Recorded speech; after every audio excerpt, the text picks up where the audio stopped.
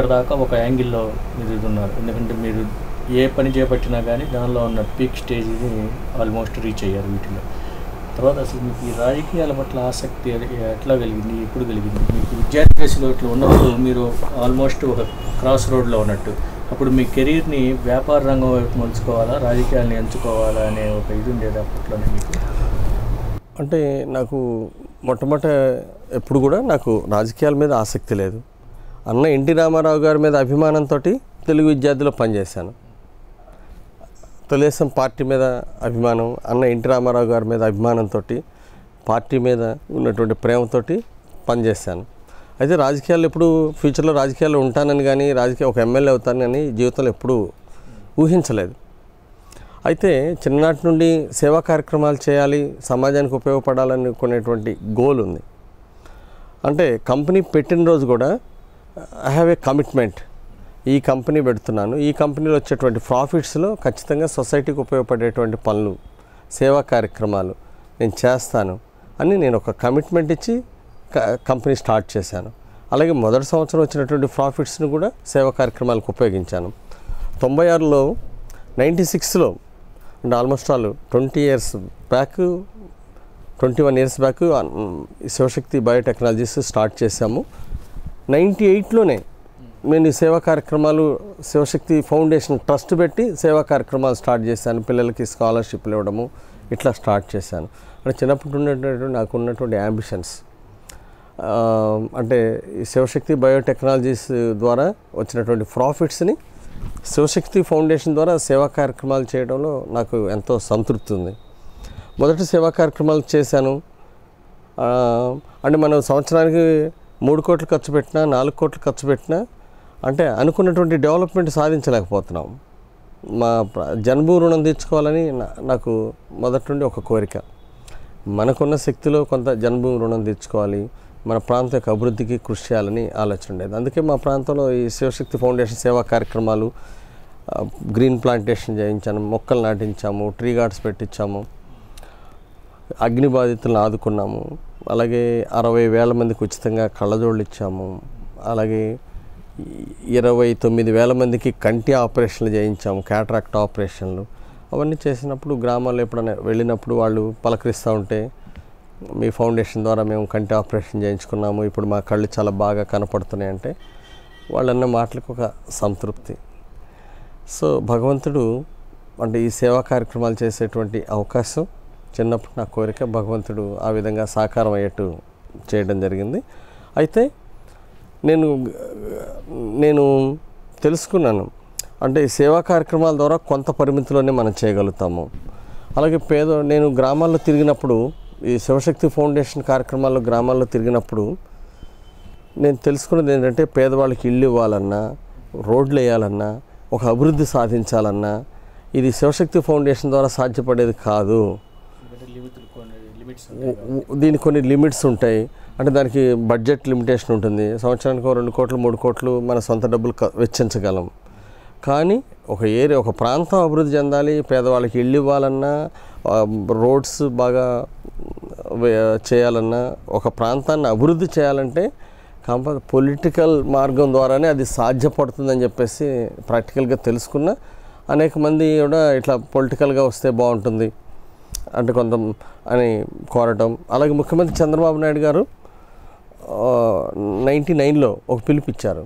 అంటే పారిశ్రామికవేత్తలు మీరు బిజినెస్ చేసుకోవటము, మీ సొంత లాభాలు పెంచుకోవటం కాదు, అంటే మీరు జన్మ స్ఫూర్తితోటి సేవాభావం ఉన్నటువంటి వాళ్ళు పాలిటిక్స్లోకి రావాలా, పాలిటిక్స్ ద్వారా అభివృద్ధి సాధ్యపడుతుంది అని చెప్పేసి చంద్రబాబు నాయుడు గారు ఒక పిలుపు ఇవ్వడం జరిగింది. అప్పుడు నేను అంటే యువ పారిశ్రామికవేత్తలు పాలిటిక్స్లోకి రావాలని చెప్పేసి చంద్రబాబు నాయుడు గారు అప్పుడు ముఖ్యమంత్రిగా ఉన్నప్పుడు వారు ఆహ్వానించడం జరిగింది.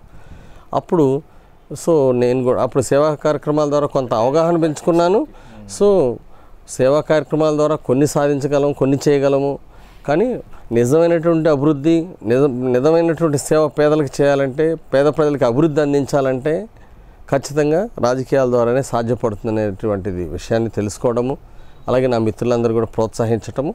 అప్పుడు అనూహ్యంగా నేను రాజకీయాల్లోకి రావడం జరిగింది. 99లో ఎమ్మెల్యే సీట్కి ట్రై చేశాను, ఎమ్మెల్యే సీట్ రాలేదు. అయినా నేను సేవా కార్యక్రమాలు కొనసాగిస్తూ పోయాను. 2004లో నా భార్య లీలావతికి సీట్ ఇచ్చారు. అప్పుడు యాంటీ గవర్నమెంట్ వేవ్ వలన అప్పుడు కొద్ది తేడాతోటి నా భార్య లీలావతి ఓడిపోవడం జరిగింది. ఆ తర్వాత చంద్రబాబు నాయుడు గారు నన్ను ఆ కాన్స్టిట్యున్సీకి ఇన్ఛార్జిగా నియమించటము, ఓడిపోయినా కానీ అక్కడ ప్రజలకి అందుబాటులో ఉండి ప్రజా సమస్యల మీద పోరాటము. అట్లాగే ఆనాడు కాంగ్రెస్ ప్రభుత్వం చేస్తున్నటువంటి ప్రజా వ్యతిరేక విధానాల మీద కూడా నేను తెలుగుదేశం పార్టీ వినుకొండ ఇన్ఛార్జిగా ఉండి పోరాటం చేయటము, కార్యకర్తలకు అండగా ఉండటము. దానివల్ల నాకు కార్యకర్తలు ఒక మంచి పేరు రావడము. అట్లాగే నాకు పొలిటికల్ గురువు చంద్రబాబు నాయుడు గారు. చంద్రబాబు నాయుడు గారు అనేక సార్లు ప్రోగ్రామ్స్ పెట్టినప్పుడు, మాకు శిక్షణా శిబిరాలు పెట్టినప్పుడు వారు కొన్ని డైరెక్షన్స్, కొన్ని గైడ్లైన్స్ ఇవ్వడం జరిగింది. ఖచ్చితంగా భవిష్యత్తులో తెలుగుదేశం ప్రభుత్వం మళ్ళీ అధికారంలోకి వస్తుంది, అప్పుడు ఖచ్చితంగా వ్యవసాయాన్ని లాభసాటిగా తీర్చిదిద్దుదాము, అట్లాగే ప్రతి పేదవాడికి ఇల్లు ఉండాలి అన్న ఎన్టీ రామారావు గారి ఆశయాలను మనం సాధించాలి అని చెప్పేసి చంద్రబాబు నాయుడు గారు చెప్పడం జరిగింది. అట్లాగే ప్రజలకు దగ్గరగా ఉండాలి, ప్రజా సమస్యలను అర్థం చేసుకోవాలి, ప్రజా సమస్యల మీద మనం ప్రతిపక్షం ఉన్నప్పుడు పోరాడాలని చెప్పేసి వారు అనేక గైడ్లైన్స్ ఇవ్వడం జరిగింది. చంద్రబాబు నాయుడు గారు చెప్పినటువంటి గైడ్లైన్స్లో పనిచేసినందువలన నాకు ప్రజల్లో గుడ్ విల్ వచ్చింది, నా మీద కాన్ఫిడెన్స్ వచ్చింది. జిల్లాలో అత్యధిక మెజారిటీతోటి 24,000 మెజారిటీతోటి 2009లో నన్ను మొదటిసారి శాసనసభ్యునిగా గెలిపించి పంపించారు. నేను కూడా శాసనసభ్యుని గెలిచినప్పుడు చాలా సంతోషంగా, 2014లో కూడా మీరే అత్యధిక మెజారిటీ. అవును, 2009లో శాసనసభ్యు గెలిచినప్పుడు ప్రజలందరూ 24,000 మెజార్టీతో గెలిపించారు. ప్రజల రుణం తీర్చుకోవాలి, బాగా నియోజకవర్గ అభివృద్ధికి కృషి చేయాలని చెప్పేసి ఎంతో ఆశపడ్డాను. కానీ ఆనాడు కాంగ్రెస్ ప్రభుత్వం ఏమాత్రం సహకారం ఇవ్వలేదు, మా ప్రాంతం యొక్క అభివృద్ధికి నిధులు ఇవ్వలేదు. అందువలన మొదట 5 సంవత్సరాలు గవర్నమెంట్ లేనందువలన నేను కష్టపడ్డా కానీ నియోజకవర్గాన్ని అభివృద్ధి చేయలేకపోయాను ప్రతిపక్ష ఎమ్మెల్యేగా. చంద్రబాబు నాయుడు గారు ముఖ్యమంత్రి అయిన తర్వాత, మన కొత్త రాష్ట్ర విభజన జరిగిన తర్వాత 16,500 కోట్ల లోటు బడ్జెట్ ఉన్నప్పటికి కూడా ఈరోజు నా జీవిత లక్ష్యం పొలిటికల్గా వచ్చిన తర్వాత నేను ఒక జీవిత లక్ష్యాన్ని పెట్టుకున్నాను. నేను పొలిటికల్గా ఎంటర్ అయినప్పుడు ఈ ప్రాంతం అభివృద్ధి చేయాలి, అట్లాగే జన్మభూమి రుణం తీర్చుకోవాలి, పేదరిక నిర్మూలన, చంద్రబాబు నాయుడు గారి ఆశయ సాధనే లక్ష్యంగా పనిచేయాలి అని ఓ లక్ష్యంతో పనిచేస్తున్నాను. అట్లాగే సొంత జిల్లా గుంటూరు జిల్లా అభివృద్ధి కావాలని, అలాగే ఈరోజు తెలుగుదేశం ప్రభుత్వం ఉంది, ఎంతో విషన్తో పనిచేస్తుంది. రానున్న కాలంలో ముఖ్యమంత్రి చంద్రబాబు నాయుడు గారి సహకారంతో ఈరోజు నాకు జిల్లా పార్టీ ప్రెసిడెంట్ బాధ్యత అప్పచెప్పారు. నేను జిల్లా పార్టీ ప్రెసిడెంట్ అవుతానని కూడా ఊహించలేదు. కానీ ముఖ్యమంత్రి గారి యొక్క బ్లెస్సింగ్స్ వలన, అలాగే జిల్లా నాయకులందరి సహకారం వలన నాకు జిల్లా పార్టీ ప్రెసిడెంట్ ఇచ్చారు. ఈరోజు జిల్లా పార్టీ ప్రెసిడెంట్గా నా మీద చాలా బాధ్యత ఉంది. ఈరోజు జిల్లాలో తెలుగుదేశం పార్టీని బలోపేతం చేయాలి. ఎందుకంటే రానున్న 15 సంవత్సరాలు తెలుగుదేశం ప్రభుత్వం అధికారంలో ఉంచాల్సిన అవసరం ఉంది. ఎందుకంటే స్వర్ణాంధ్రప్రదేశ్ సాధించాలంటే, భారతదేశంలో ఒక అగ్ర రాష్ట్రంగా, అభివృద్ధిలో నంబర్ 1 స్టేట్గా ఈ రాష్ట్రం ఎదగాలంటే, ఈ రాష్ట్రంలో పేదరిక నిర్మూలన జరగాలంటే, ఈ రాష్ట్రంలో ప్రతి పేదవాడికి ఇల్లు ఉండాలి, ప్రతి పేద కుటుంబం ఆనందంగా ఉండాలి అంటే ఖచ్చితంగా తెలుగుదేశం ప్రభుత్వం మరో 15 ఏళ్ళు అధికారంలో ప్రజలు కొనసాగించుకోవాల్సిన అవసరం ఉంది. అప్పుడు ఇది సాధ్యపడుతుంది. అందువలన ఒక టీం మెంబర్గా మా మీద చాలా బాధ్యత ఉంది. చంద్రబాబు నాయుడు గారి టీం మెంబర్గా, తెలుగుదేశం పార్టీలో ఒక బాధ్యత అయినటువంటి వ్యక్తిగా. సో పార్టీ బలోపేతం అయినప్పుడే రాష్ట్రాన్ని స్వర్ణాంధ్రప్రదేశ్ సాధించగలుగుతాం. అందువలన ఈరోజు పార్టీని బలోపేతం చేయటం ఒక బాధ్యతగా స్వీకరించాం. చంద్రబాబు నాయుడు గారు చెప్పిన బాధ్యతలు మరింత, అంటే గత 2 సంవత్సరాలుగా అనేక విషయాలు నేను నేర్చుకున్నాను. ఫస్ట్ టైం జిల్లా పార్టీ ప్రెసిడెంట్ అయినప్పుడు భవిష్యత్తులో ఇంకా పార్టీని ఇంకా బలోపేతం చేస్తాను. చంద్రబాబు నాయుడు గారి సహకారంతో, జిల్లా నాయకులందరూ సహకారం తీసుకుంటాం. ఈసారి గుంటూరు జిల్లాలో 22 సీట్లుంటే 22 ఖచ్చితంగా తెలుగుదేశం పార్టీకి సాధించి ఇవ్వాలి, తెలుగుదేశం ఎమ్మెల్యేలను గెలిపించాలని ఒక లక్ష్యంతో నేను ముందుకెళ్తున్నాను.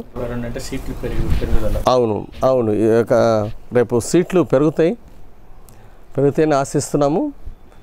అందుకని ఈరోజు 17 ఉన్నవి, రేపు 22 సీట్లు అవుతాయి. 22 ఖచ్చితంగా తెలుగుదేశాన్ని గెలిపించాలనే ఒక లక్ష్యంతో పనిచేస్తున్నాను. అది ముఖ్యమంత్రి గారు మా జిల్లాలో ముఖ్య నాయకులందరికీ ముఖ్యమంత్రి గారు అప్పచెప్పిన బాధ్యత. తప్పనిసరిగా చంద్రబాబు నాయుడు గారి లక్ష్యాలను సాధించడానికి మేము వారికి ఒక కుడిభుజంలాగా అంటే గట్టిగా పనిచేస్తాము. అభివృద్ధి ఫలాలు పేదలకు అందే విధంగా కష్టపడతాము. వెనుకబడినటువంటి వినుకొండ ప్రాంతం, పల్నాడు ప్రాంతాన్ని అభివృద్ధి చేయాల్సిన బాధ్యత ఉంది. అనేక మంది నిరుపేదలు, ఎస్సీ ఎస్టీలు, బీసీలు, పేద బడుగు బలహీన వర్గాలు చాలామంది ఉన్నారు. అందుకని వెనుకబడినటువంటి ప్రాంతాన్ని అభివృద్ధిలో ముందుకు తీసుకెళ్లాలని, అట్లాగే రాజధానిలో భాగం గుంటూరు జిల్లా. నేను గుంటూరులో ఇక్కడే చదువుకున్నా, ఇక్కడే జేకేఎస్ కాలేజీలో చదువుకున్నా. అందుకని గుంటూరు అంటే ఒక ప్రత్యేకమైనటువంటి ప్రేమ, అభిమానం. అంటే మనకి అనేక అవకాశాలు ఉన్నాయి రానున్న కాలంలో గుంటూరు జిల్లాని ఇంకా బాగా అభివృద్ధి చేసుకోవడానికి. సో జిల్లాని అభివృద్ధి చేసుకునేటువంటి కొన్ని మంచి ప్రాజెక్టులు ముఖ్యమంత్రి గారి దృష్టిలో పెట్టాం. భవిష్యత్తులో అవన్నీ కూడా సాధించుకుంటాం. మీ మాటల్లో తెలుగుదేశం పార్టీ కంటే కూడా పార్టీని మించి చంద్రబాబు నాయుడు గారి మీద అభిమానం ఎక్కువ కనపడతా ఉంది. ఇప్పుడు ఆ అభిమానమే మీకు ఈ పార్టీ బాధ్యతలు కూడా వచ్చిందంటారా? ఎందుకంటే గుంటూరు జిల్లా అంటే చాలా క్రూషియల్ ఇష్యూ. గతంలో కాంగ్రెస్ పార్టీకి కొంచుకోటగా ఉన్న జిల్లా ఇది. ఇప్పుడు మన రాజధాని కేంద్రంగా ఉన్న జిల్లా. ఇలాంటి జిల్లాలో అధికార పార్టీకి మీరు అధ్యక్షుడిగా ఇటువంటి కత్తి మీద స్వాములు, ఇక్కడ ఉన్న గ్రూపులు కానీ ఇట్లా నాయకుల మధ్య విభేదాలు, అసమ్మతులు అందులో అధికారంలో ఉన్నప్పుడు కొంచెం ఎక్కువ ఉంటాయి. వీటిని సమన్వయం చేయడం కూడా అసలు మీకు ఏ యాంగిల్లో మీరు బాబు గారు మీకు ఈ పదవి అప్పగించారని మీరు అనుకుంటున్నారు?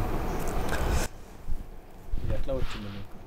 అంటే ఒకటి పెద్దలందరి జిల్లాలో ప్రముఖులు, తెలుగుదేశం పార్టీలో ఉన్నటువంటి సీనియర్ నాయకులందరి యొక్క ప్రోత్సాహం, సహకారం, మా తోటి శాసనసభ్యులు, మిత్రులందరి సహకారాలు ఉన్నాయి. అలాగే ముఖ్యమంత్రి చంద్రబాబు నాయుడు గారికి కూడా ఒక నమ్మకం. అంటే 2 సార్లు వినుకొండని అత్యధిక మెజార్టీతో గెలవడం జరిగింది. 2014లో కూడా 22,000 మెజార్టీ, జిల్లాలో అత్యధిక మెజార్టీతోటి గెలవడం జరిగింది. అట్లాగే నా వినుకొండ చుట్టుపక్కల ఉన్నటువంటి కాన్స్టిట్యున్సీలు అన్నీ కూడా ఓడిపోయినాయి. అటు మాచర్లు కావచ్చు. 2014లో కూడా నా పక్కనే ప్రకాశం జిల్లా బోర్డర్ మాది. సో మా పక్కన కొంచెం వైసీపీ, వైఎస్ఆర్ పార్టీ ప్రభావం, వైఎస్ రాజశేఖర రెడ్డి చనిపోయిన తర్వాత ఆయన మీద సానుభూతి మా చుట్టుపక్కల నియోజకవర్గాలన్నింటిలో కూడా బాగా పనిచేసింది. ఆ ప్రభావాన్ని మా వినుకొండ నియోజకవర్గంలో కూడా మొదట ఆ ప్రభావం వచ్చేసింది. బై ఎలక్షన్ అట్లా జరిగే టైంలో, వైఎస్ఆర్ పార్టీ గెలిచిన టైంలో ఆ ప్రభావం చాలా ఉంది మా నియోజకవర్గం మీద కూడా. కానీ దానికి మళ్ళీ రాష్ట్ర భవిష్యత్తు బాగుండాలంటే అనుభవం ఉన్నటువంటి చంద్రబాబు నాయుడు గారిని ముందుకు తీసుకెళ్తేనే ఈ రాష్ట్రం అభివృద్ధిలో ముందుకెళ్తుంది అని చెప్పేసి మేము ప్రజల్లోకి తీసుకెళ్ళటము. మా చుట్టుపక్కల అన్ని కాన్స్టిట్యున్సీలు, 6 కాన్స్టిట్యున్సీలు చుట్టూ ఉన్నాయి, ఓడిపోయినా కానీ మన వినుకొండ గెలిచింది. అప్పుడు చంద్రబాబు నాయుడు గారికి నా మీద ఉన్నటువంటి ఒక అపారమైనటువంటి నమ్మకం, ఆ నమ్మకం మీద బాధ్యత అప్పచెప్పారు. ఖచ్చితంగా ఆ బాధ్యతని సక్రమంగా నెరవేర్చి చంద్రబాబు నాయుడు గారి ఎక్స్పెక్టేషను, మా జిల్లాలో మా మిత్రులు అందరి యొక్క ఎక్స్పెక్టేషన్స్ నిలబెట్టాలని నా యొక్క ఆశయం. ఇప్పుడు జిల్లాలో మీరు అంటే ఇప్పుడు ప్రతిపక్షం కానీ ప్రధాన ప్రతిపక్షం కానీ విమర్శలు వచ్చినప్పుడు మీరు ముందుంటారు. మీరు ఎందుకంటే ఈ ప్రతిపక్షం మీద మీరు విమర్శలు ఇచ్చినంతగా ఏ నాయకుడు కూడా అట్లా విమర్శించారు. ఎందుకని అలా అంటే మీరు అది ఒక మీకు దీనిలో ఇదనుకుంటున్నారా, లేకపోతే నిజంగానే రాజకీయంగా చేయాలి కాబట్టి చేస్తున్నారా, నిజంగానే విమర్శ అట్లా ఉందంటున్నారు? అంటే ఈ రాష్ట్రం కాంగ్రెస్ పార్టీ వైఎస్ రాజశేఖర రెడ్డి ముఖ్యమంత్రిగా ఉన్నప్పుడు ఆయన కుమారుడు జగన్మోహన్ రెడ్డి దోపిడీ వలన రాష్ట్రం చాలా నష్టపోయింది. పేదల అభివృద్ధి ఫలాలు పొందటంలో వైఫల్యం జరిగింది. అంటే ఈరోజు జగన్మోహన్ రెడ్డి దోచుకుంది కేవలం 1,00,000 కోట్లు ఇదే కాదు, పేద ప్రజల యొక్క అభివృద్ధిని, రాష్ట్రాభివృద్ధిని లూటి చేసిన బాధ. అంటే అవినీతితో డాక్టర్ అబ్దుల్ కలాం గారు చెప్పారు, దేశం అభివృద్ధి చెందాలన్నా, రాష్ట్రం అభివృద్ధి చెందాలన్నా అవినీతి లేకుండా ఉండాలి, నీతి నిజాయితీలు, సమర్థత చాలా అవసరము అని చెప్పడం జరిగింది.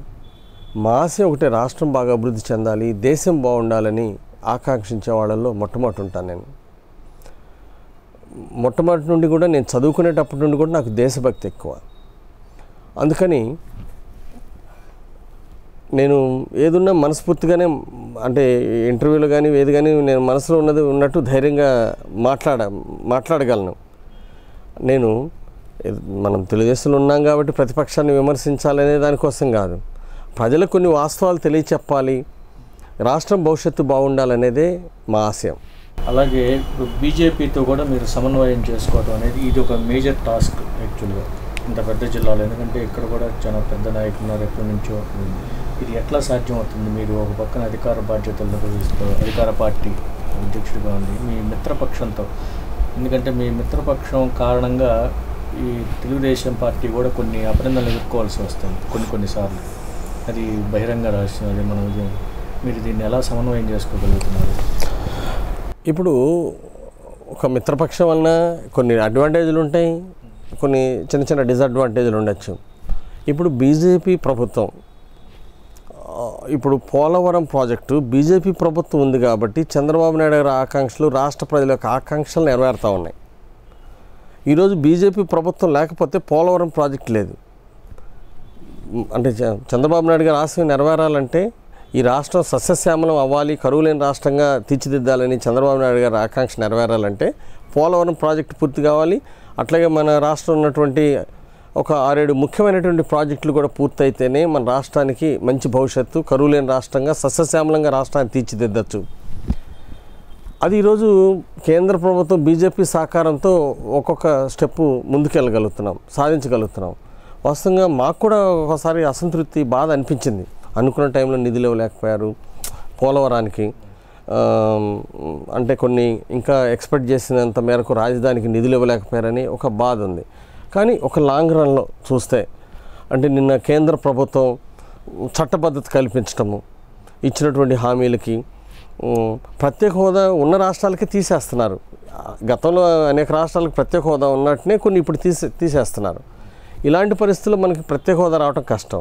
కనీసం ప్రత్యేక ప్యాకేజీ ఇచ్చి రాష్ట్రాభివృద్ధి కొన్ని హామీలు ఇచ్చి దాన్ని క్యాబినెట్లో, కేంద్ర ప్రభుత్వం క్యాబినెట్లో తీర్మానం చేయటం, ఈ పరిణామాలన్నీ కూడా ఇప్పుడు మంచి శుభ పరిణామాలు ముందుకెళ్తున్నాయి. ఖచ్చితంగా ఈరోజు మనము గతం 2014లో కూడా బీజేపీ తోటి కలిసి ఎన్నికలకు వెళ్ళాం, రాష్ట్రాన్ని అభివృద్ధి చేస్తామని. ప్రజలు తీర్పు ఇచ్చారు. ఈరోజు ఆ తీర్పును గౌరవించాల్సిన అవసరం ఉంది. మేము ఆశించిన నిధులు ఇవ్వలేదు అని ఒక బాధ ఉన్నా, అంటే వాళ్ళతో సయోధ్యగా ఉండి సమన్వయంతో ఉండి రాష్ట్ర ప్రయోజనాలు కాపాడుకోవాలి, రాష్ట్రానికి ఎక్కువ నిధులు తీసుకురావాలనేది ముఖ్యమంత్రి గారి యొక్క లక్ష్యం. కాబట్టి మేము కూడా ఆ సమన్వయాన్ని పాటిస్తాము, ఆ స్నేహధర్మాన్ని పాటిస్తాము. బీజేపీతోటి కలిసి ముందుకెళ్తూ మరిన్ని నిధులు తీసుకొచ్చుకొని భవిష్యత్తులో రాష్ట్ర అభివృద్ధిని సాధించుకుంటాం. మీ యాంగిల్ నుంచి క్లియర్గానే ఉన్నారు, కానీ వాళ్ళ సైడ్ నుంచి కూడా అదే విధమైన సహకారం మీకు లభిస్తుందా?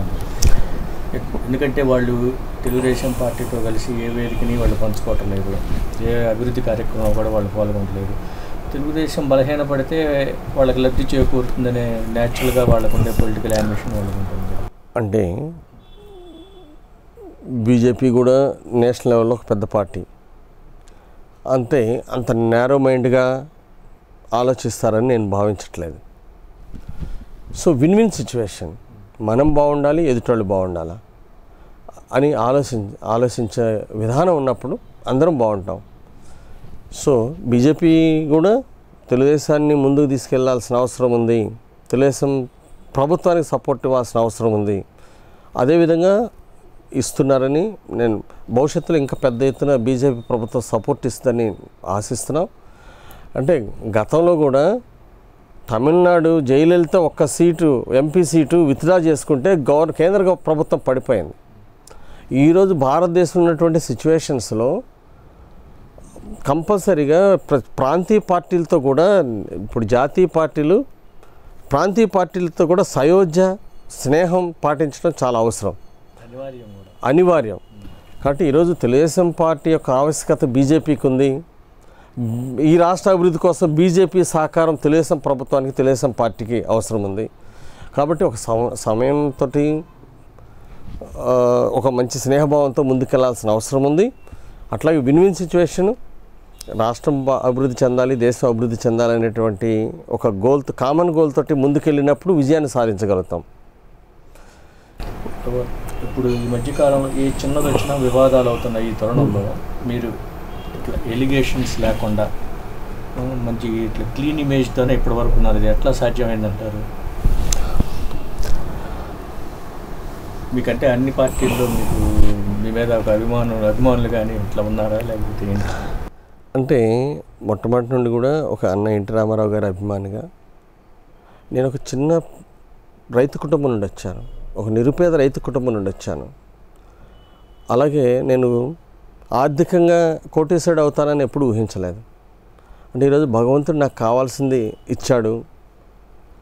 అంటే ఈరోజు సేవ చేయటము, అభివృద్ధి చేయటము నా ముందున్నటువంటి ప్రధాన లక్ష్యాలు. అంటే ఈరోజు ఒక నీతి నిజాయితీలతోటి, ఒక అవినీతికి దూరంగా ఈరోజు ముఖ్యమంత్రి చంద్రబాబు నాయుడు గారి ఆకాంక్షలు మేరకు ఎప్పుడు కూడా అవినీతికి దూరంగా అభివృద్ధి ఆశయంగా పనిచేయాలనేది నా యొక్క ప్రధాన ఆశయం. అలాగే ఈరోజు మా నియోజకవర్గాన్ని కూడా నీరు చెట్టు కార్యక్రమం, అట్లాగే సీసీ రోడ్లు, సిమెంట్ రోడ్లు, ఎన్ఆర్జీఎస్ ఉపాధి హామీ నుండి మ్యాచింగ్ గ్రాంట్ తీసుకొచ్చి వేయడం కానీ, ఈరోజు నీరు చెట్టు కార్యక్రమం జిల్లాలో మొదటి స్థానంలో ఉన్నాం. అట్లాగే సిమెంట్ రోడ్లు వేయడంలో కూడా జిల్లాలో టాప్ 3లో ఒకటిగా ముందున్నాము. ఈ విధంగా ఒక్కొక్కటి ముందుకు తీసుకెళ్తున్నాం. రానున్న కాలంలో ఇప్పుడు తాగునీటి సమస్య ఉంది మా వినుకొండ ప్రాంతానికి, ముఖ్యమంత్రి చంద్రబాబు నాయుడు గారి దృష్టి తీసుకెళ్ళాము. అలాగే కొత్త రోడ్లు, R&B రోడ్లు కావాలి, ముఖ్యమంత్రి గారి దృష్టి తీసుకెళ్ళాము. ఇవన్నీ ఒక్కొక్కటి సాధించుకొని మా ప్రాంతానికి ఒక అభివృద్ధి అందిస్తే అదే నాకు నిజమైనటువంటి సంతృప్తి. ఆ ఆశయం కోసం నేను పనిచేస్తున్నాను. అలాగే ముఖ్యమంత్రి గారు కూడా కొన్ని సహకారం ఇచ్చారు, కొంత నిధులు ఇచ్చారు. భవిష్యత్తులో ఇంకా మరిన్ని నిధులు సాధించి వినుకొండలో ఒక మంచి స్టేడియం తీసుకురావాలని ఒక ఆకాంక్ష. ఒక ఇండోర్ స్టేడియం, ఒక అవుట్డోర్ స్టేడియము. ఇంతవరకు ఒక పార్క్ లేదు. గత 40 సంవత్సరాల నుండి వినుకొండకు ఒక పార్క్ లేదు. ఈరోజు ప్రజలు నన్ను ఒక విశ్వాసంతో గెలిపించారు కాబట్టి వారి విశ్వాసాన్ని నిలబెట్టుకోవాలని, అభివృద్ధి ఫలాలు వాళ్ళకి అందించాలని ఒక గోల్తో పనిచేస్తున్నాను. అలాగే చంద్రబాబు నాయుడు గారు కూడా నాకు మంచి సహకారం అందిస్తున్నారు. ముఖ్యమంత్రి గారి సహకారంతో మరింత మా వినుకొండ నియోజకవర్గం 2 సార్లు నన్ను అత్యధిక మెజారిటీ గెలిపించారు కాబట్టి వాళ్ళ రుణం తీర్చుకోవాలని నేను ముందుకెళ్తున్నాను. ఖచ్చితంగా అభివృద్ధి చేసి చూపిస్తాను. గతంలో పనిచేసినటువంటి ఎమ్మెల్యేల కంటే రికార్డు స్థాయిలో నిధులు తీసుకొచ్చి ఒక ల్యాండ్ మార్క్ క్రియేట్ చేస్తాను ముఖ్యమంత్రి గారి సహకారంతో.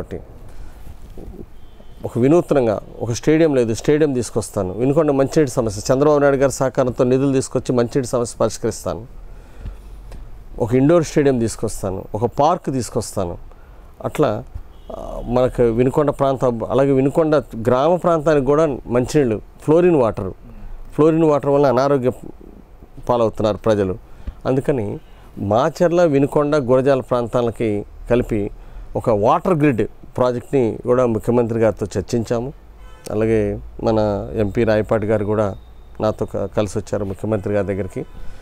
ఆ ప్రాజెక్టు సాధిస్తాం. దానివల్ల ముఖ్యంగా మంచినీటి సమస్య అనేది శాశ్వతంగా పరిష్కరించినట్టు అవుతుంది.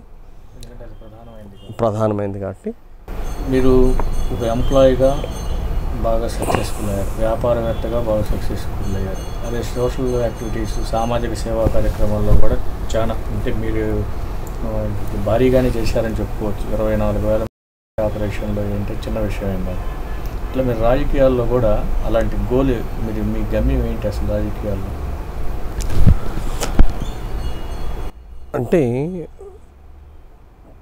అంటే మనము ఎంత ఎదిగితే అంత ఎక్కువ సర్వీస్ చేయగలుగుతాం. అంటే పెద్ద ఎత్తున మా వినుకొండ ప్రాంతాన్ని, మన జిల్లాని బాగా అభివృద్ధి చేసుకోవాలనేదే లక్ష్యం. సో పొలిటికల్ గోల్ అంటే ముఖ్యమంత్రి వారి యొక్క ఆకాంక్షల్ని నిలబెట్టినప్పుడు వారు మా మీద ఉంచినటువంటి విశ్వాసాన్ని నిలబెట్టుకోవటమే ప్రధానమైనటువంటి లక్ష్యం. ముఖ్యమంత్రి గారికి ఒక కుడిభుజంగా ఉండి పార్టీ అభివృద్ధికి అందులో నేను ప్రధాన భాగస్వామ్యం అవ్వాలనేదే నా యొక్క ఆకాంక్ష. తర్వాత ఒక శాసనసభ్యునిగా మీరు ఎన్ని మార్కులు వేసుకోగలుగుతారు? మీ ఎన్నికల హామీలు అనే ఒక క్వశ్చన్ పేపర్ని తీసుకొని మీరు ఎన్ని వేసుకోగలుగుతారు? on a scale 1 to 10, I can give myself rating 7.5. అంటే ఒక 100కి తీసుకుంటే ఒక 75 మార్క్స్ తీసుకోవచ్చు.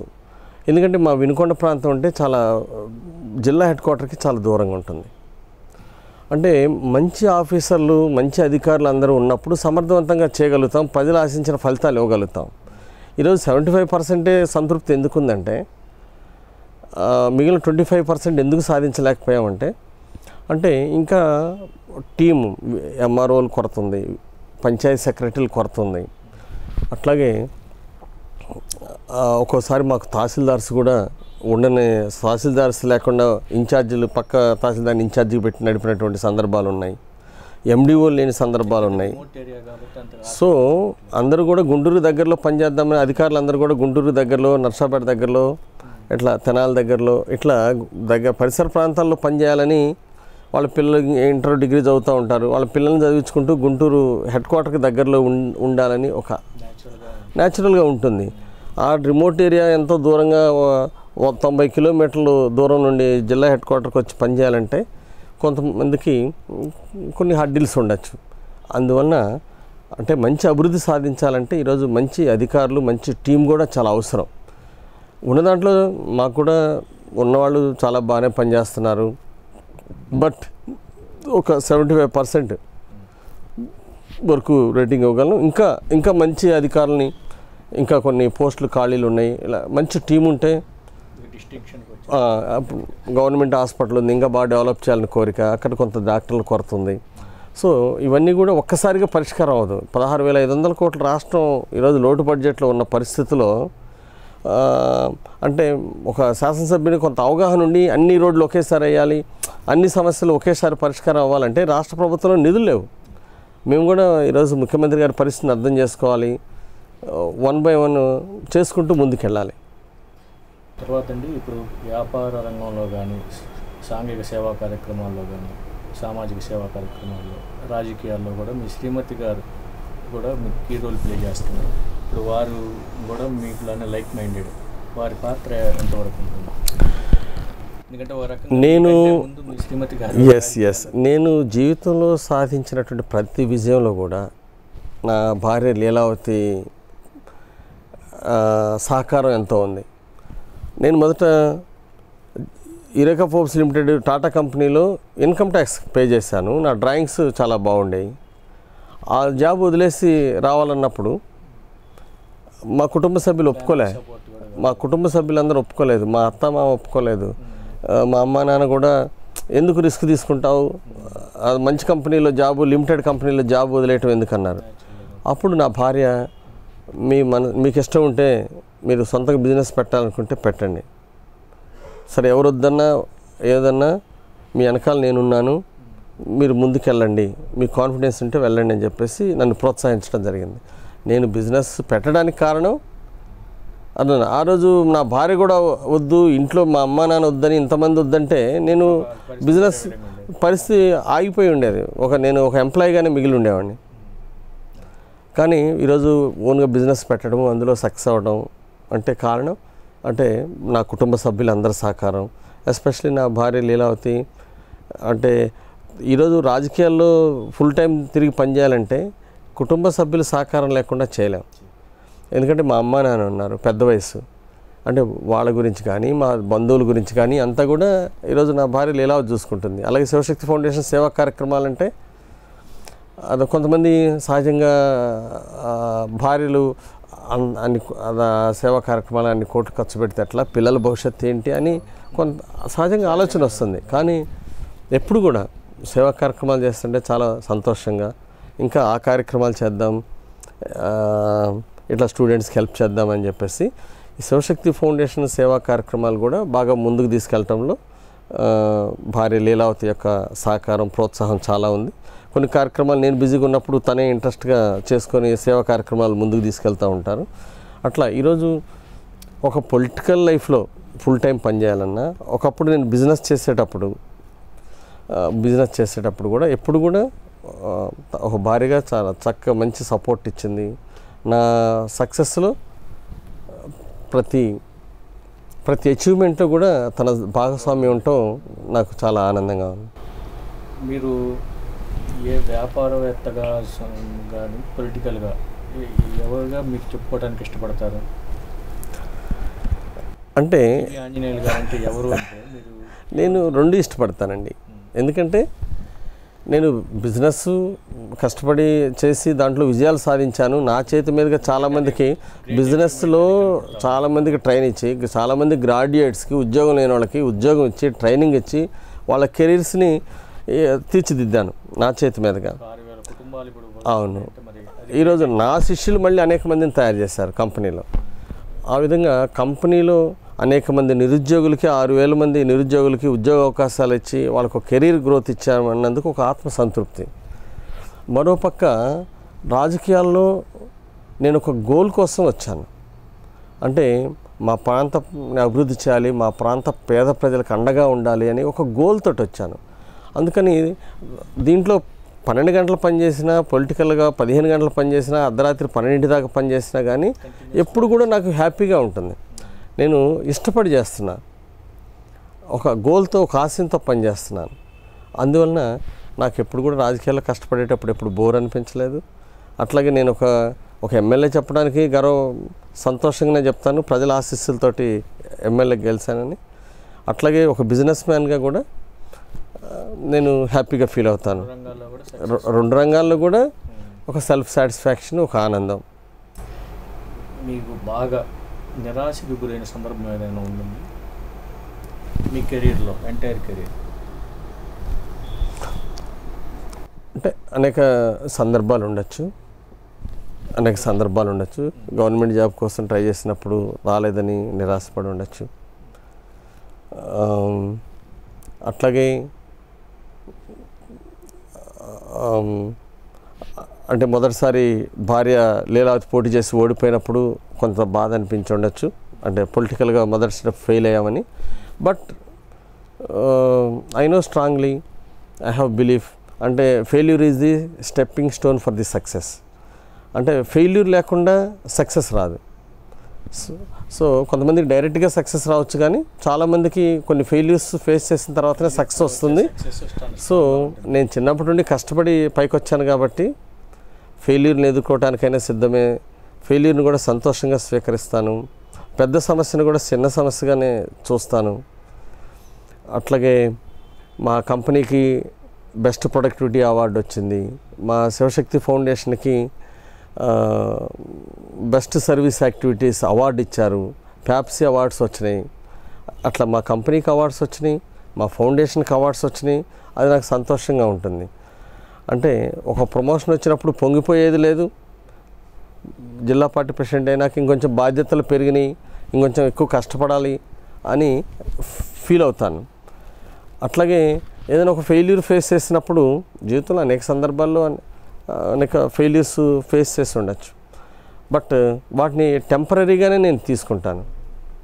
ఎక్కడైతే ఫెయిల్ అయ్యానో అక్కడే సీరియస్గా పనిచేసి మళ్ళీ అక్కడే విజయం సాధించాలనే ఇంట్రెస్ట్ ఉంటుంది నాకు. తర్వాత మీ కెరీర్లో బాగా సంతృప్తి కలిగించిన సంఘటన ఏమైనా ఉందా?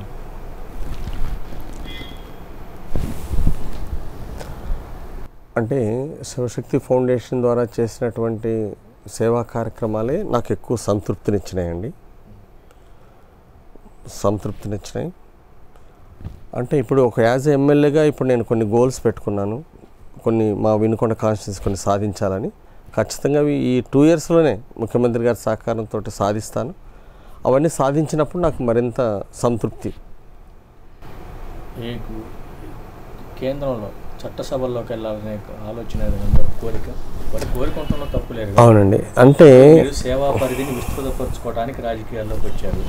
ఆ పరిధిని ఇంకా మరింత విస్తృతపరచుకోవచ్చు కదా, అలాంటి ఆలోచన ఏమైనా ఉంది? అంటే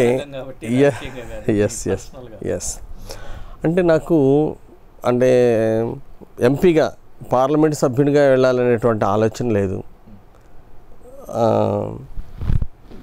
అయితే ఇంకా కొంతమంది ఏంటంటే ఇంకొక చోట అక్కడ పోటీ చేస్తే బాగుండు, ఇక్కడ పోటీ చేస్తే బాగుండు అని కొంతమంది అడగటం ఇట్లా జరుగుతుంది. అంటే చంద్రబాబు నాయుడు గారు ఎక్కడ పోటీ చేయమంటే అక్కడ చేయడానికి ఎప్పుడూ మేము సిద్ధంగా ఉండాలి. కానీ పెద్దలు సామెత చెప్తారు, నేల విడిసి కర్ర సామె చేయొద్దని చెప్తారు.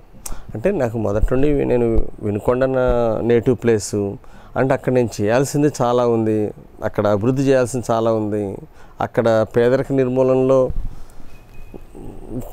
చాలా బాధ్యత ఉంది మాకు. అందువలన జన్మభూమి రుణం తీర్చుకోవడం కోసం నేను ఎప్పుడు కూడా నేటివ్ ప్లేస్ వినుకొండ మా ప్రాంతాన్నే నేను ప్రిఫర్ చేస్తాను. అంటే వేరే నియోజకవర్గాలకు వెళ్ళటం కానీ, అలాగే ఫ్యూచర్లో పార్లమెంట్ సభ్యుడిగా పోటీ చేసేటువంటి ఆలోచన లేదు నాకు. బట్ అధినాయకుడు ఆదేశించినప్పుడు ఏదైనా తప్పదు. Thank you sir. మీరు మా ప్రేక్షకులతో మీ అంతరంగాన్ని పంచుకునేందుకు మీ విలువైన సమయాన్ని కేటాయించినందుకు మీకు ధన్యవాదాలు. ఓకే అండి, thank you for the opportunity. అందరికీ నమస్కారం. ఇది ఈరోజు అంతరంగం. ఒక సాధారణ రైతు కుటుంబంలో జన్మించి ఆ మూలాలు మర్చిపోకుండా ఆ రైతులకి ఏదో చేయాలనే ఒక తపనతో ఒక సంస్థను స్థాపించి దాన్ని ఈ రోజున దేశంలోనే ఒక అగ్రగామి సంస్థగా తీర్చిదిద్దారు ఆంజనేయులు గారు. అదేవిధంగా రాజకీయాల్లో కూడా ఒక విలువలకి కట్టుబడి ఏ విధమైన అవినీతి ఆరోపణలకి అంటకుండా ఒక మంచి సిద్ధాంతంతో ముందుకు సాగిపోతూ ఉన్నారు. వినుకొండ నియోజకవర్గాన్ని తనదైన శైలిలో ఒక అభివృద్ధి పరిచి ఒక ల్యాండ్ మార్క్ క్రియేట్ చేయాలనేది పూర్వకాల కోరికగా చెబుతున్నారు. వారి కోరిక నెరవేరాలని ఆకాంక్షిస్తూ వారు మరిన్ని ఉన్నత పదవులు ఉపయోగించాలని మనస్ఫూర్తిగా కోరుకుంటూ ఇది ఈరోజు అందరంగా వచ్చేవారు మరో ప్రముఖ కలుసుకుంటాం. నమస్కారం.